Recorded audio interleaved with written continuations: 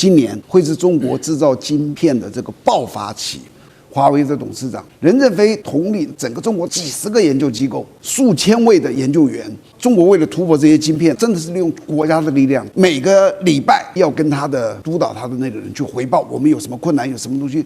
你就发现他是一个国家的力量，然后找的是一个最令人佩服的一个企业家，所以我赌他们真的今年会是一个大爆发期，而且很多东西都可以克服。中美科技战，我们来关心中国移动，这个时候开了第一枪，它拒买辉达。那另外，我们今天也会特别来关心到的是华为的升腾，他说上甘岭一战成名，中国算力可以完全的去美化吗？我们今天一起来做关心。好，接下来看到的这一笔采购是中国大陆正式向美国的晶片霸权来说再见的一笔采购案吗？我们要赶快来看到的是，当外界还在讨论说，这个 H200到底要不要卖到中国的时候，中国大陆现在确实直接开了第一枪。那么我们先来看到这个采购案价值1.55亿人民币的一个采购案，涉及到的是一个叫做装置算力的一个服务。那么核心储存的装置，它也特别说，我只买华为的装置。那么更关键的是，中国移动它这个时候大规模的弃用辉达的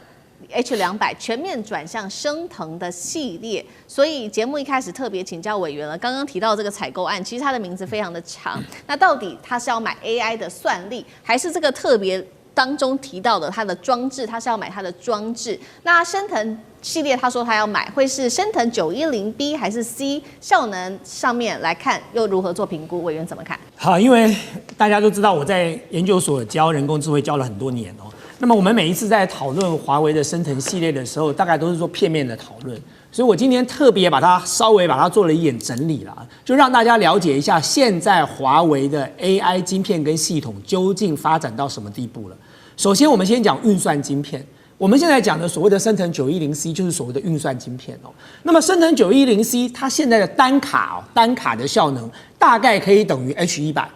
大于 H20。所以这就是为什么当时中国大陆不愿意接受 H20 的原因，因为我升腾910C 就已经够厉害了。那你更不要提到说，因为 DeepSeek 的效应，当时 DeepSeek 号称说我面对硬体的封锁，我就用软体突围，所以他们在演算法做了创新。因此，升腾910C 搭配了 DeepSeek 所做的演算法的这个改变哦，那么它现在在这个 AI 的训练跟推理哦，大部分都可以完成这些任务了。这是我先讲的运算晶片哦。可是做 AI 的系统不是只有运算晶片的，第二个它要的是什么？是记忆体晶片。这就是最近为什么记忆体这么红的原因啊！因为现在全大规模的在建设算力中心，大家要开始训练大模型，当然需要记忆体啊。那么现在的华为的系统，它的记忆体晶片用的是中芯国际的，它用 N+2 制程所生产出来的，大概是7奈米啊，大概就是7奈米的规格。那么，但是这样的这个中芯国际现阶段当然它的功耗跟它的散热是有一定的压力存在的所以你看到他们在这个冷却的这个装置上，他们要投入一部分的经费对，但是华为用了这个中芯国际所制造出来的这个记忆体的晶片它做了多晶粒封装的这个技术所以呢，它打造出来的我们叫做这个在研究 AI 的叫做 HBM 就是 High Bandwidth 的这个 Memory 就是高频宽记忆体为什么要高频宽记忆体？因为你在训练 AI 大模型的时候，你要大量的数据丢进去，所以你需要有一定的频宽，然后那个记忆体的容量要够大，因为容量不够大这个 AI 读完这一页的时候就忘记上一页了，那它根本没有办法完整的学习。所以在这个过程当中，华为用了中芯国际所生产出来的晶片，用了多晶粒封装的方式，它已经可以成功的打造出来 HBM 来了。而这样的这个高频宽的记忆体，现在用在训练上已经是没有问题了那么这是我刚才讲到的是运算跟记忆体，接下来就是系统了，因为整个 AI 重点是在于一个系统。那么现在华为采取的战略叫做人海战术就是讲文绉绉一点叫做以量补值就是也许在品质上我还没有追得上你 NVIDIA， 可是我量大我用大量的方式，我人海战术来所以它发展了什么？它用了一个叫做 Cloud Matrix 384的技术，我们叫做超节点连接，它可以把几百粒的晶片同时连接在一起，打造出来一个系统集群。它这个系统集群就可以跟 NVIDIA 的系统集群相媲美了，因为它用非常大的量来完成这个工作。那回过头来讲到中国移动，中国移动是中国大陆 AI 国家队的一份子，所以当他在打造他的应用体系的时候，他当然要求要做什么？叫应用闭环，就是我所有的所有的这个原料的来源绝对不能够随时有可能受限于外国，所以我要做到的是应用闭环，所以他才会在这个合约上一开始就讲到说我拒绝进口。对。那么中国大陆现在自己的国产 AI 晶片的这个占有率从2024年只有10%，到现在已经到40%了，所以已经到了一个相当成熟的阶段了。更何况这一次中国移动要打造的是什么？是他们的5G的一个核心网络的智慧化。你想想看，这么重要的一个通讯网络的智慧化，它怎么可能会容许说我的晶片如果仰赖了 NVIDIA， 我随时可能会被它掐断脖子，然后我不就完了吗？更不要讲说这个晶片有没有后门呢？那我对我这个国家的整个通讯安全上会有影响，所以它当然会采取国产的。那么而且在这个过程当中，华为比 NVIDIA 更强的一点是什么？因为华为提供的是一个垂直整合的方案，因为你要做5G网络的这个智慧化，你不是只靠一个晶片就可以了，你要有整个系统，你要有伺服器，你要有 OS， 你要有算子库，你要有很多不同的这个单元要结合在一起。华为可以提供，可是 NVIDIA 只能够提供它晶片嘛，所以在这个过程当中，这个中国移动，你说它选择华为，当然是有它的道理啊，它不仅仅只是因为这个 AI 国家队那必须要选择华为，而是因为华为的确能够提供给它更好的服务品质。好，所以中国移动开的这个第一枪，对于华为来说，等于说是一个非常大的一个鼓舞开启的就是这个全国产的第一枪。那所以我们来看到华为的董事长，他也特别的形容说，这个叫做上甘岭战役，也就是说输了确实我们就没有退路，但是如果赢了就可以改写历史。这一次的订单规模，确实刚刚我们特别提到的有这个升腾晶片嘛，那现在计算起来是1800颗升腾 910B、910C， 那另外就是伺服器，训练伺服器一共是200台左右。那包括我们 CG 上也看到，许多的厂商也开始加入国产化，买中国大陆的这个国产化的这个设备了，包括了中国电信、联通，他说国产占比至少超过50%，广电网络也说要全国产化，寒武纪、摩尔县城也是这么说。那舰长又怎么看？我很久以前看到一个这个 YouTube 上面的一个专家在那讲，他就分析中国的这个晶片的能力。那当时因为你就知道，中国现在大概被各种卡脖子还突破不了的，让我们感觉是高阶晶片嘛。然后他就说，他们一直在努力的突破，中国大陆在努力的突破。他认为2026就是今年会是中国制造晶片的这个爆发期。我当时一看到这，哇，这么厉害！后来我看到另外一则新闻时，我真的是相信的。为什么你知道？他说中国为了突破这些晶片他真的是利用国家的力量在做这个事情。他们指明谁来负责呢？华为的董事长任正非，任正非统治了大概统领整个中国大陆的一些研究机构，几十个研究机构，数千位的研究员。其中有专门的100个大学生在做逆向工程，就是硬体在做那个光刻机。每个礼拜，任正非要跟他的就是说官场的那个督导他的那个人去回报，我们有什么困难，有什么东西，你就发现他是一个集国家的力量，然后找的是一个最令人佩服的一个企业家，就任正非。任正非，我觉得这是一个非常伟大的一个商人那从他那里看，我就觉得哇。可以期待，因为他们真的是利用一个正确的方法。然后这个事件呢，买的这个东西让我觉得是这个2026年看年出的一个东西，叫做一叶知秋。这个东西你别以为就是一个东西，一个东西拉上来，所有的技术几乎都跟着起来，而且又是任正非在督导的，所以我赌，他们真的今年会是一个大爆发期，而且很多东西都可以克服。好，2026中国大陆的 AI 大爆发，那所以在这个另外一方面看，在美国的眼里就特别的刺眼。美国持续的针对于这个辉达来做砍刀，这个时候会不会对辉达就更加的不利了呢？我们看到的是商务部长卢特尼克，他要求辉达接受 Know Your Customer， 就是 KYC 的这个条款。他说，凡是呢你要卖给中国，你就要交出客户的资料，并且接受政治的审查。辉达就说了，如果条款不具有商业的可用性，市场其实会去转用买其他的这个产品的。华干哥又怎么看美国的这个限制对于辉达来说更加的绑手绑脚 ？KYC Know Your Customer， 如果我不了解我的顾客怎么办呢？对不对？我就是太了解了，我太了解。我跟你讲，真的，如果说你要让那个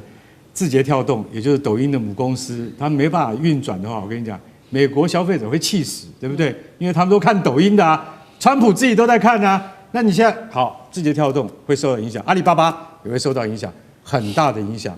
其实很简单，你要知道哈，辉达它的上头哈，不仅仅是辉达，英业达也是这样，大家都一样啊。他们上头说一定要 know your customer， 就是说你一定要了解你的客户，不会把像 H200这种高阶晶片用在军事用途上面。接下来关心全国产晶片 AI 的模型，现在突然间横空出世了，在中国大陆。那么北京也另外反手要来封杀美国的 H200软体，希望去西方化。中美科技战正式翻篇，今天一起来做解读。好，川普现在呢最新喊话，他说要有条件的，终于是要来放行他的 H200了。没有想到，我们看中国大陆立刻出现了一个逆袭，直接端出了一个完全不用靠美国的成绩单。他是谁呢？他就是中国 AI 的新创智谱，现在说要跟华为一起合作，他们正式的发布一个是完全国产的新一代图像生成模型 GLM Image， 好，包括了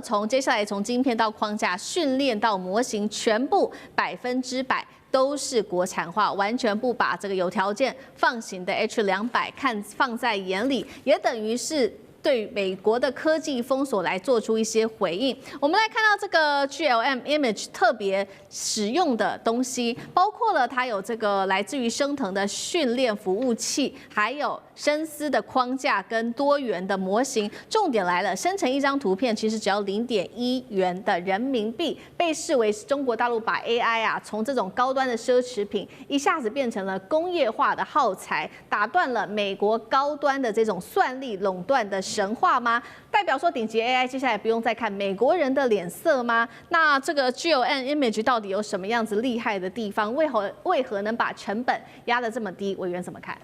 我们首先解释一下什么叫 GLM Image 哈，这个 GLM 就是通用语言模型，就 General Language Model， 就是用语言在跟机器对话的过程里面可以产生图像。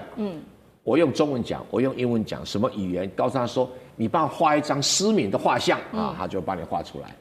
这个基本上是一个很复杂的一个 AI 的运作方式。如果是图像到图像简单，语言到图像，这有时候难度会比较高，特别是中文的语言。那这一款由智谱跟华为共同合作的 GLM Image 哈，它是用系统来跟美国的系统竞争。如果晶片对晶片，可能美国会比较强，但是整个系统的时候，它就是截长补短，变成它有竞争力。但它使用的机器是什么？用升腾的 Atlas 800TA2， 这是什么意思？这是一个伺服器，在训练伺服器，专门在做 AI 训练用的。然后它里面装什么东西呢？它装了一个华为自己做的鲲鹏 CPU， 很强的 CPU， 不 GPU 哦。它 GPU 装在另外一个伺服器中的伺服器。叫做 4U AI 伺服器，那里面装的就是这个升腾的 GPU 晶片它是这样的一层一层架构上去。那这部是硬体的部分，生思的 Mindsport 是什么？他说的好了，我这个晶片可能跟你无法竞争，我就用一个统一架构，让我的这个训练伺服器跟周边设备所连成的终端所连成的整个系统效率会赢你，我截长补短赢你。那这个就是那个生思所设计的 Mindsport 的统一计算架构，你就把它想象成 iOS 或者想象成这个华为鸿蒙这种概念，那就可以哈。那再来呢，会完成 SOTA 级的多模态模型训练，就是 SOTA 就是即使我不要以为什么专利，它叫 State of the Art， 它是叫 SOTA 就是目前最顶端的图像，比如说太空船的设计、航空母舰的设计不是一般的这种所谓的帮我画我母亲的图像，不是那么简单的，这种很复杂的图像的一个设计等等，那叫 State of the Art， 就是说我们这个系统里面当前行业上最顶级的图像生成是什么样的图像生成？3D 啦，或者是3D 类什么之类的东西，可是重点在成本。他用这套的全部都是国产的，把成本给压缩到一张图，当然他没有讲这一张图是什么图是0.1元人民币我老天娘，打遍天下无敌手啊！哦，这是打遍天下无敌手。就是即使再复杂了，你用最基本的就是0.1毛的这个人民币，再复杂了也是比你美国的便宜啊。那便宜的话，工业界就可以用，因为你的太贵了，工业界想让我实验室用就好，我生产线用量那么大，对不对？我要节省成本啊，所以这样一来的话，它接上3D 列印啊。接上各种机器人啊等等，很抱歉，它就是成本比你便宜，那效率一样，成本比你便宜，我就可以在业界生存。所以华为啊，这个大陆上有很多新创的 AI 哈的这些公司哦，很复杂。那如果像智谱懂得切到这个 mind sport， 就说，哎呀，你这个有一些 GPU、CPU， 一下子什么训练伺服器，一下子 AI 伺服器。还有终端使用，还有在远方也要上来使用，这么复杂，我来设计一个统一计算架构，就是鸿蒙系统那种概念。那我只要让很多操作的很方便，不用太复杂，比如说医院用的，它也可以用，工厂用的也可以用，那太空船发射的也可以用。那请问你？我需要这么多那个什么 AI 程式设计师嘛？我成本都整个降下来了。是。那总共来讲，能够到达 SOTA 级的，那是顶端的东西。好，所以我们看到这个是完全的全国产的晶片 AI 模型横空出世。那刚刚说了嘛，价格低到不行，一张图片生成只要0.1元人民币。那现在美国如果说要放行 H200，对于中国大陆来说还会具有吸引力吗？我们看到是路透社爆料的说，中国海关已经通知辉达 H200了，不准入境。就算你美国开放，但是中国大陆方面现在态度是说，除非必要啦，否则是一律暂停购买的。其实呢，美国当时在放行 H200之前，还有非常多的限制，一共是3重限制。第一个技术阉割，第二个用途追踪，第三个是总量限制。结果没有想到大陆是完全不要了。赖老师怎么看？大陆当然知道美国想要干嘛，美国也要透过这个 H200要掌握你的 AI 的发展方向，跟 AI 的这个使用的一个途径啊，他也想了解透过 H200来掌握中国大陆 AI 的发展现况，所以他当然希望你使用，可是他要完全掌控你这放在哪里。那对大陆来说的话，因为美国的法律有规定，他们的所有的数位产品都必须要留有后门，给他们的情报人员。可以去无限制的、自由的进出，从后门进出去了解这个使用者他的所有的相关的产品，任何通讯产品、任何数位产品都在他们的法律规范之内。那当然，黄仁勋一直在强调说他的晶片绝对没有后门，他一直在强调，但是法律有写。可是黄仁勋又强调他绝对遵守美国的法律，那这个就很特别了嘛。遵守美国的法律，又说没有后门，但是美国法律规定要有后门，那这怎么解释？到目前为止都还没有解释开，没有解释开。对大陆来说的话，他知道美国为什么会突然间从 H200从 H20提升到 H200，那就是因为中国大陆的910C 也已经发展起来了，也就是中国的升腾的910C已经出来是对标的，910D 也出来了。那这样的情形下的话，你在控制 H200的意义不大了。对美国来说，干脆的钓鱼。钓鱼它有3重的功能，第一个就是我来掌握你的发展。我如果真的有后门的话，我掌握你使用者，我控制住你这样的一种情况，就是我们讲的所谓的产品追踪。那么如果有后门，哪一天我从中来窃取我所要的资料，所以大陆这边的限制很明白，就是而且已经开会了昨天就开会了。把业者都找来，而且据说是态度很坚决，而且很严厉的，也就是谁违反谁试看看，谁偷偷的想方设法的弄进来，谁违反谁试看看，那也就是这个等于是一种警告了。对，那我相信这种警告是绝对有效的所以如果要进来的就有大学可以进来，但是要经过特批，那因为你大学你要进这个东西，你要做研究H200或者研究这个黄仁勋的 NVIDIA 它是怎么运作的，那可以。可是如果你要把它用在商业用途不行。那美国的目的在哪里？美国的目的是要打趴你的这个 H200的相类型晶片的一个发展，也就是 AI 晶片的发展产业不让你中国有活路，因为他知道阿里跟腾讯还有他们百度，他们也要自己要做自己的 AI 晶片，他不让你有晶片发展的空间。那他也知道华为已经做出来了，他不让你有空间，所以在这个时候卖，你卖中国大陆告诉你不能进，那不能进的话，等于是保护了中国大陆自己的产业，因为它根据的是你的歧视性行为，根据国家安全法，那你美国的产品不能卖，也没有违反 WTO 的规定，因为这是你美国设的游戏规则，我就按照你的游戏规则用在你身上。这个对黄仁勋的消息来讲不是一件好消息，所以它股票蹦一下就往下挫，就是因为这个原因。是好，这个是中国大陆对于这个美国的西方的晶片的一个封杀。那其实不只是对于 AI 晶片的一个封杀，现在呢是说连这个有关于来自于美国跟以色列的相关的，包括了资安的软体也要完全封杀，而且封杀的这一些软体商都是重量级的，其中一家包括了博通旗下的公司哦，理由当然还是以国家安全为由，一次封锁12家来自于美国跟以色列的资安企业，要完全去西方化吗？李将军怎么看？中美科技战哈，原来都是美国在卡中国的脖子哈。那主要那时候中美科技战主要限制的，我们讲小院高墙，大概就是主要是在晶片方面哈。但是没想到现在中美的科技战已经扩展到资安的软体工程哈，也在做这中美科技战。那现在我觉得以前美国对中国哈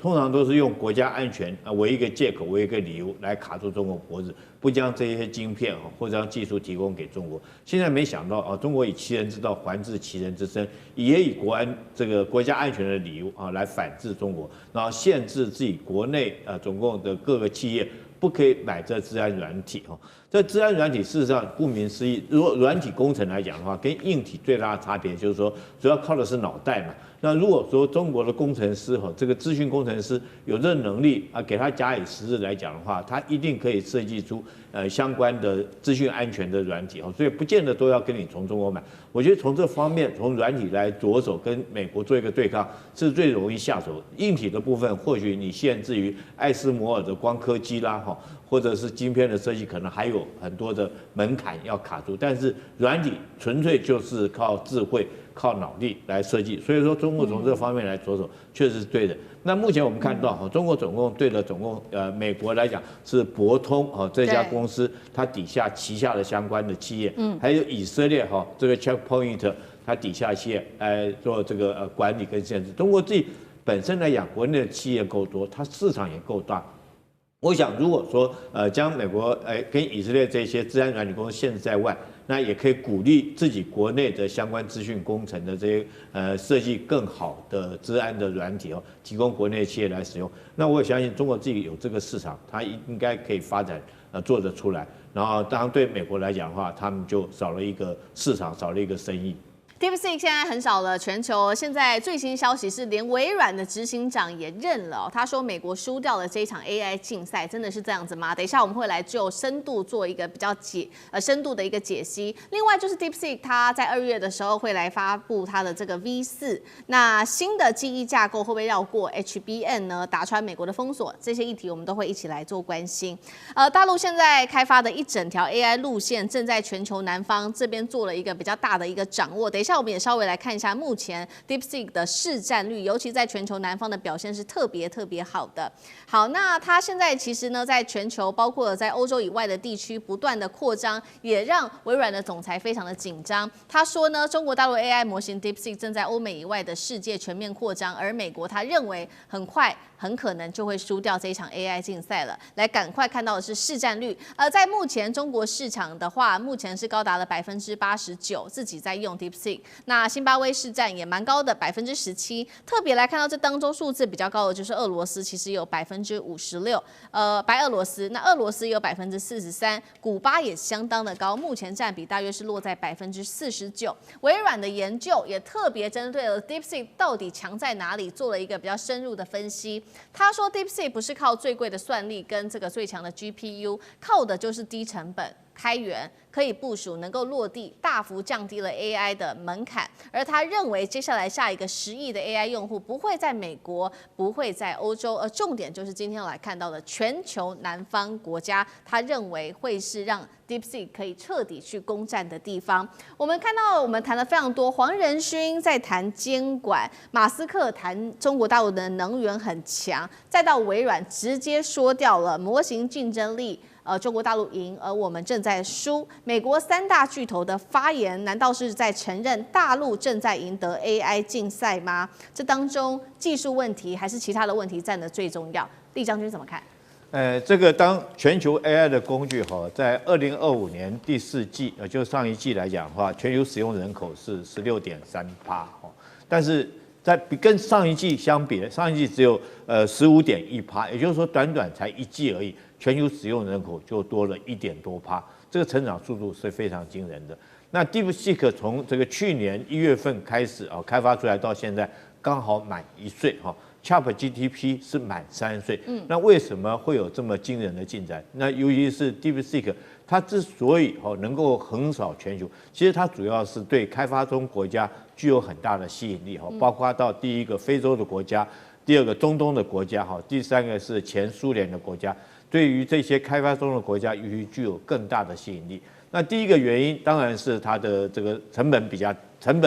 低这是第一个。它成本低，那是因为它自己开发的成本就低。我们以 DeepSeek 来讲的话，它做一个训练模型它 V3 的时候训练模型大概只花600万的美元，但是同样如果对比到 ChatGPT Dash 动4这一款的模型来讲的话，它开发成本就超过1亿美元。也因为它的开发成本比较低，所以它提供给客户来用的这种价位就很低。我们这边看到，它现在来讲的话，如果100万的token 来讲的话，它只要0.14美元，然后 OpenAI 来讲的话要2.5美元，对，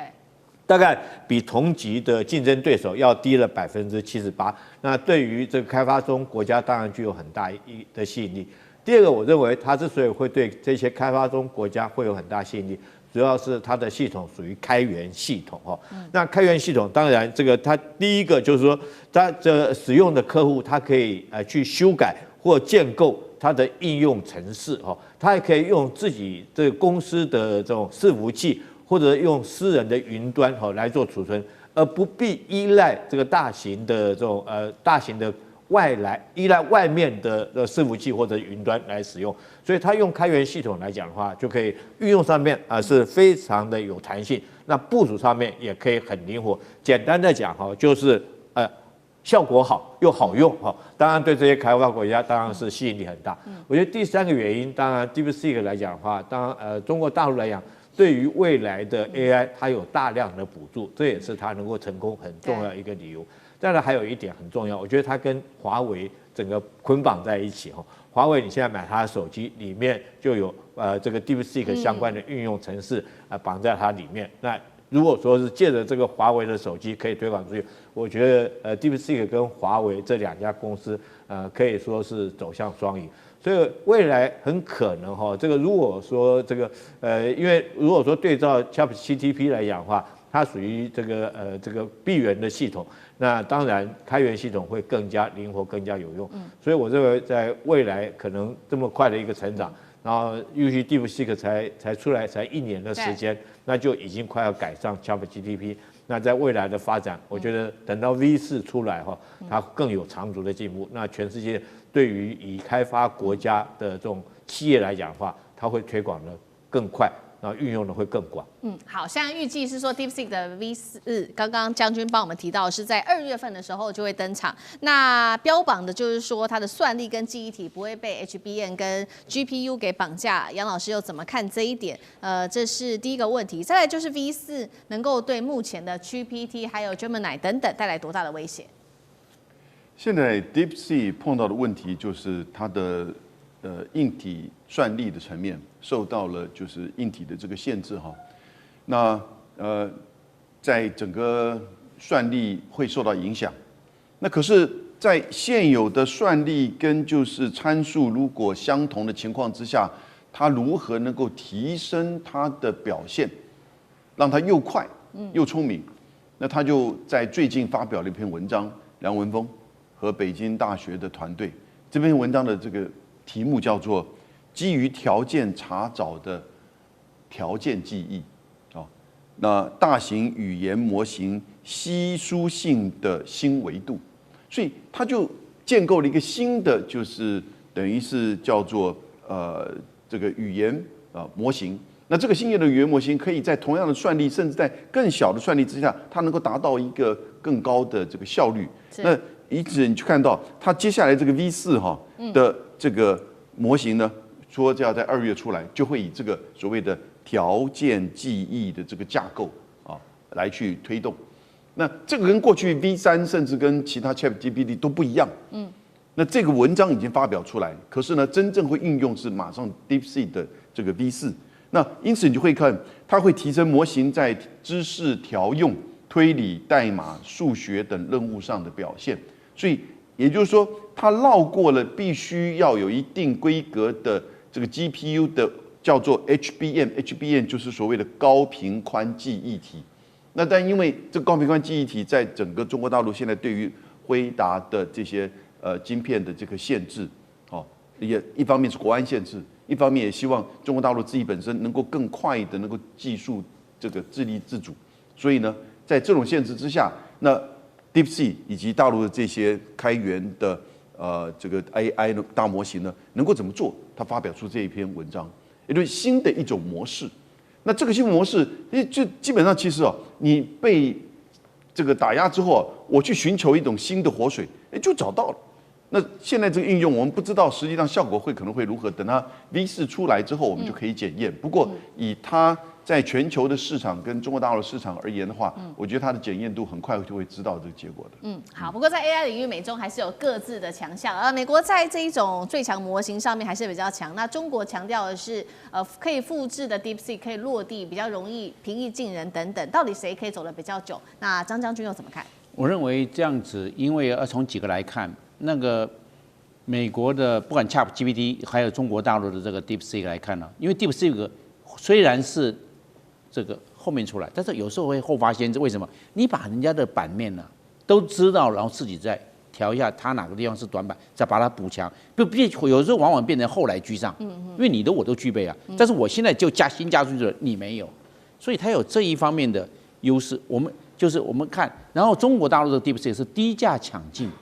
那低价抢进的状况之下呢，就像我们感觉到，就拿大疆无人机来做比喻，那大家便宜啊，那便宜又好用啊，因为大家很熟悉，那个就几个按钮操纵一下就会飞啦，又会组装又会飞，那这个好方便了。以前感觉到哇，飞无人机好像有点学问，有点技巧你要有点空间概念也可以，不用，你一般的小学生他就会了，就变成你方便。那 ChatGPT 是这样子，但是 DeepSeek让你更方便，是这个。第二个优势就是说，我们知道这个有普及版跟这个专业版。普及版啊，这个门槛非常低，那个小学生、中学生他在输入关键字他就会用了。那专业版要钱，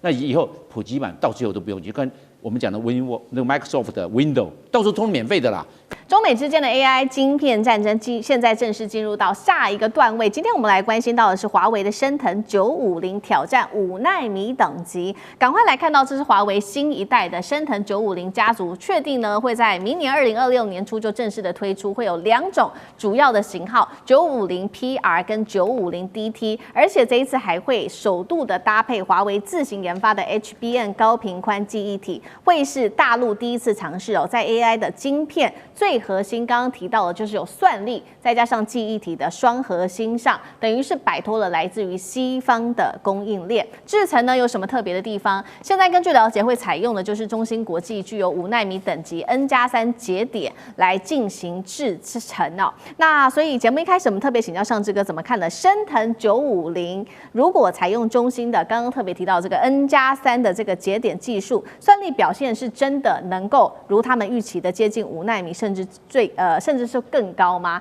那刚刚也提到了，还会首度的加入自行开发的 HBM 记忆体，在晶片上等于是有什么样新的一个技术吗？尚志哥怎么看？哇，华为不负众望，在2025年的年底之前，终于推出他们这个升腾950系列的晶片。大家一定要了解在中国大陆的晶片，所以华为现在一个是所谓半导体晶片，像手机里头那个叫半导体晶片，另外一个是 AI 晶片。所以我们现在在讨论这个升腾的华为是 AI 晶片，所以它直接打击的跟竞争的就是辉达为主的部分的市场。那这次其实全世界在关注的这个升腾90晶片，首先大家外国特别关注它究竟是 N+2 7奈米或 N+3的技术，也就是如果这次真的能够做到 N+3，能够5奈米，而且可以稳定做那么多、做那么稳的话，那就表示这个中国大陆很恐怖哦，5奈米已经非常熟了，而且表示5奈米它能够推出成熟的商品，就表示后面其他的可能3奈米、2奈米都往下攻了，都正在攻了哈。所以这是国际很关注的。但实际上就市场上关注的是，它现在这个950 PR 是比较基本款。也很厉害了啊！950第一梯非常非常强哈，它是每秒钟可以到4TB 的运算。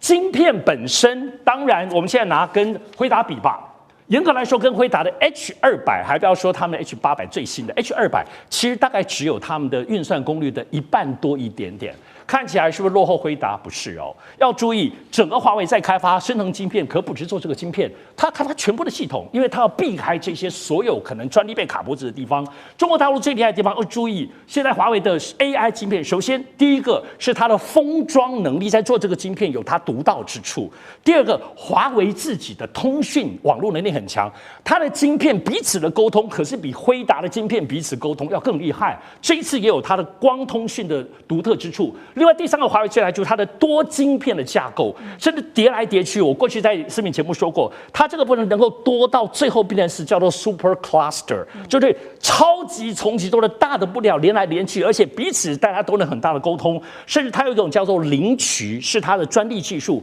彼此之间还有一些特别可以存的效率渠道，是还大家不知道有多厉害。简单讲，华为的晶片虽然还是输辉达只有 H200的一半，但它整套系统端出来，这个系统的解决方案看起来是香饽饽，而且跟辉达最后比起来，恐怕不会输哦。所以这次年底之前，华为这个 AI 晶片为什么一新耳目？国际很担心，如果你5奈米都可以做到，哇，那未来如果再继续往下走的时候，华为的晶片会厉害到哪里去呢？好，这个是华为的 AI 晶片，现在这个美国看在眼里，当然也是非常的紧张了。那所以中国大陆的政府也乘胜追击哦，这个是彭博最新披露，其实也是非常的担心，因为大陆现在考虑要推出一项。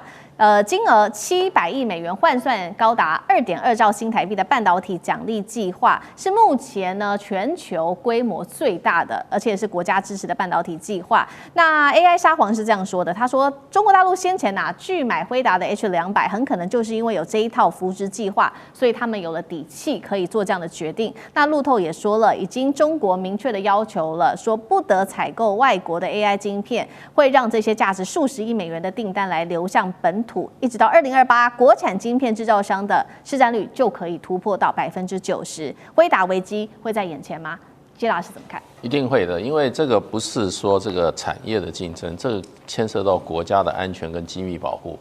我跟你讲，所有的芯片它都有内部的这个有这个程式，它可以给你关掉。这个所以这个连商业的很多这些很多的重要的这个制造设备。它这个生产商，它都有内部控制的这些这个机制的，为什么呢？我有朋友做这行，他说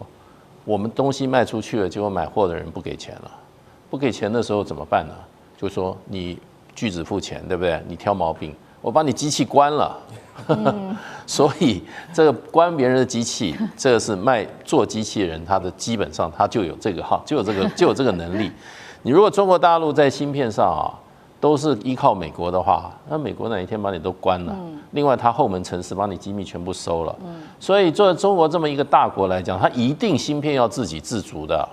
它能不用你外国的，它绝对不用外国的。这就跟这个 GPS 一样，中国一定要搞北统系统的，不可能用你的这个导航设备的。所以，只要中国大陆能够生产出相关的设备的话，它一定不用美国的。所以NVIDIA 在中国大陆市场不会看好的，一定是慢慢被取代的。所以中国大陆在这方国家的补贴是越来越多，补助经费。那事实上的话，这整个这个 AI 的生态这个结构，黄仁勋讲了，第一个电力，对不对？这是很重要。第二个什么？芯片，还有它的这个生态系。第三个什么？基础设施。第四个就是 AI 的大模型。第五个是什么 ？AI 的应用。中国大陆只有芯片上面稍微差一点而已现在刚刚上次讲，差不多已经跟 H200差不多1/2的能效了啊。那很简单嘛，你算力中心你一个，我用两个可不可以？我用3个可不可以？对不对？所以就变成就是说，这个部分中国大陆一定会克服的，绝对不会在芯片上再依赖美国的芯片。好，这个是一方面，是中国大陆它在加强这个国家的支持。那另外一方面，为了迎战大陆，美国呢也有一些推出了新的他们的制造方案。这是美国的几个学界，包括了史丹佛大学等等的学校，他们联手宣布的，成功制造出了这个号称是全球首个单片式3D 机体电路，号称能带来1000倍效能的提升。核心来带观众朋友看到几个点，他说呢，可以突破传统的2D 平面设计，把记忆体跟逻辑单元是直接堆叠在同一个晶圆上面，逐渐层建构。那么用的是低温制程，避免破坏这一些底层的电路，可以形成高密度的垂直互联，提升资料传输的距离。现在说这个是首款的3D 机体电路，但是其实被爆出说，大陆之前也有公开过类似的这种堆叠键合的高度相似度，到底谁比较领先？干哥怎么看？你刚刚讲的非常科技，也非常科幻的，对不对？像我跟你讲，大陆半导体产业的副理事长魏少军他就讲说，我们也能做，而且我们的做法，你有听过，但是你绝对不相信，我们现在到大陆已经做到。也就是说，真正的黑科技，它用14奈米的制程。搭配18奈米的DRAM记忆体人工智慧晶片，结果你知道，他说我的效能可以媲美辉达的4奈米，哇，业界都睁大眼睛，这怎么可能？14奈米跟一个18奈米结合起来可以达到4奈米。他说我是用什么方法？我是用铜对铜的高密度连接，它可以显著提高它的效率，然后它可以减少什么？减少耗损的时间，你知道 AI 寻找的那个耗损的时间，那业界就说这个大概是吹牛吧。他说你认为我是吹牛吗？好，我可以告诉你，其实大陆国家在这个明年它就会推出700亿美金的预算，也就是说700亿美金那大概是一个国家，我看是 GDP 了，已经不只是国防预算了。意思是什么？意思就是萨克斯所讲的，萨克斯讲的很简单。当初是我叫川普赶快卖 H200给他，为什么？有一天华为就赶上来了，结果现在我跟你讲，我不确定。萨克斯说我现在已经不确定了，因为我发现大陆不要，或者是说他说对于这个国内企业要购买那个川普已经同意出售的 H200，他这个大陆这边会有审核机制，代表什么？代表说其实大陆他不是那么希望 H200卖过来。